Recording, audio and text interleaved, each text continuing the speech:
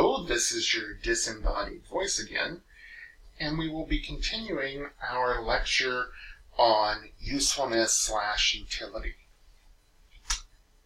There is a manual of patent examining procedure, and this book spells out not only specifically how one would go about the process of examining a patent at the USPTO, but even so far as giving the exact wording for any office actions that the patent examiner may be sending back to the applicant.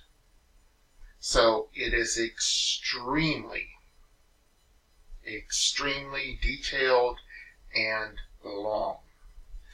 But there's no hiding of the rules.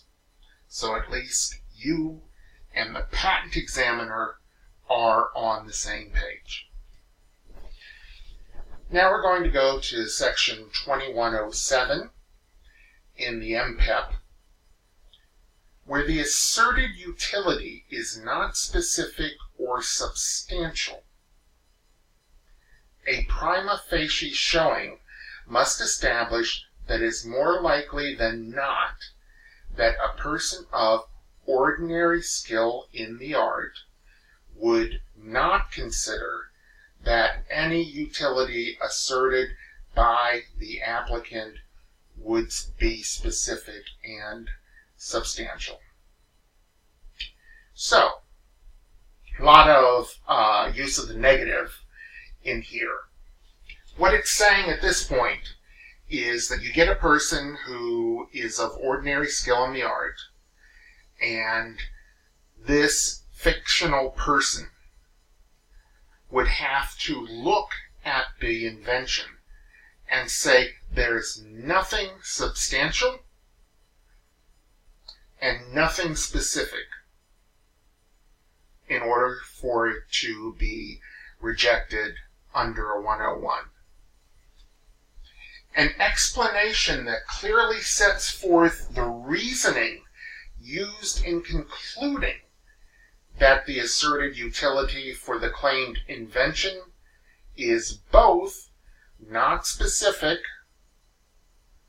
and not substantial nor well established. Support for factual findings relied upon in reaching this conclusion, and an evaluation of all relevant evidence of record, including utilities taught in the closest prior art. So,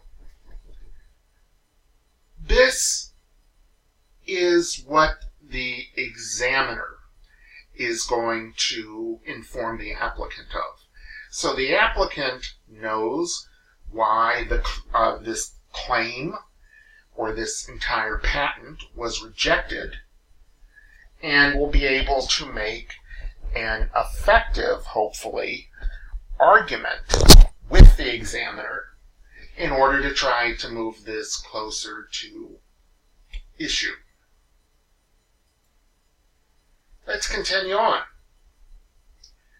Where the asserted specific and substantial utility is not credible, say we're talking about a transporter machine, a prima facie showing of no specific and substantial credible utility must establish that it is more likely than not that a person skilled in the art would not consider credible any specific and substantial utility asserted by the applicant for the claimed invention. So, if the applicant is trying to get a patent for a perpetual motion machine, that is not credible. By being not credible, it is not useful. It doesn't meet the usefulness / utility component, and it's rejected. So the examiner would give you an explanation that clearly sets forth the reasoning used in concluding that the asserted specific and substantial utility is not credible. Again, support for factual findings and an evaluation of relevant evidence of record. Where no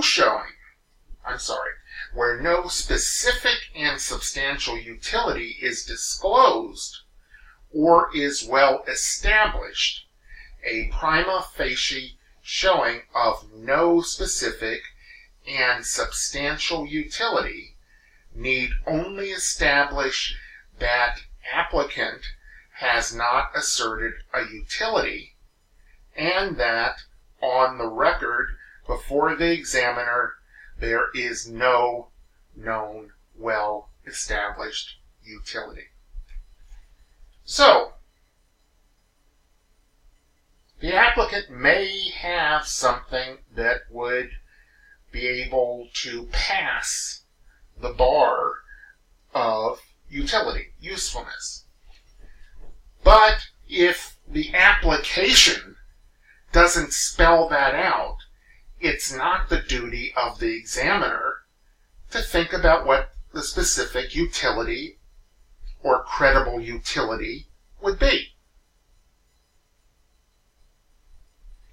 A rejection based on lack of utility should not be maintained if an asserted utility for the claimed invention would be considered specific, substantial, and credible by a person of ordinary skill in the art in view of all evidence of record. So, specific, substantial, credible. This is how you get past a 101 rejection.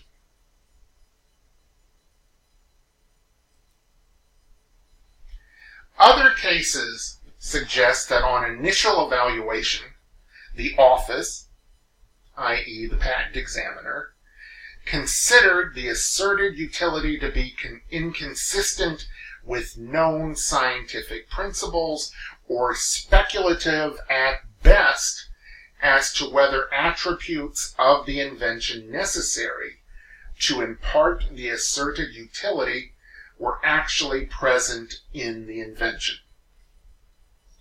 So, the Patent Office, on initial evaluation, they can make a decision themselves that the asserted utility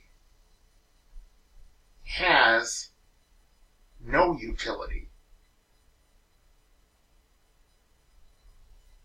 However, cast the underlying finding by the court in these cases was that based on the factual record of the case, it was clear that the invention could not and did not work as the inventor claimed it did.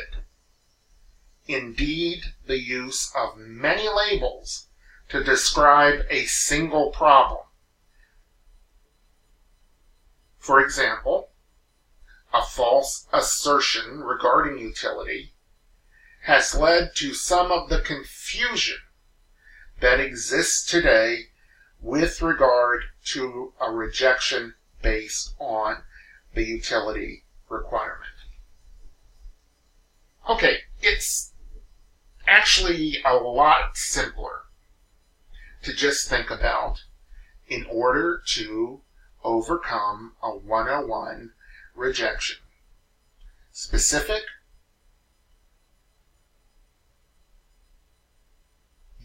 useful, credible. And all of these words are taken from the MPEP that your examiner is going to be using to assert whether or not a 101 rejection is proper.